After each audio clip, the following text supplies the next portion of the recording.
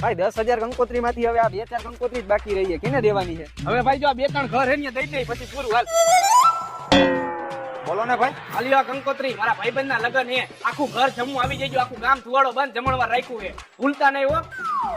આલ્યો ભાઈ મારા ભાઈબંધના લગન હે, ગામ સુવાડો બંધ રાખ્યું હે જમણવાર, બરોબર? અને તમે તમારા આખું ઘર ને આવી જવાનું, હગા વાલા કોઈને ભૂલતા જ નહીં, લેતા જ આવજો, બરોબર હોય એટલા. હાલે ભાઈ આ કંકોત્રી આખું ઘર ફેમિલી આજુબાજુ વાળા તારા હગા એના હગા અને એના હગા બધાયને આવી જવાનું હે ભૂલ્યા વગર. લગન કોના હે?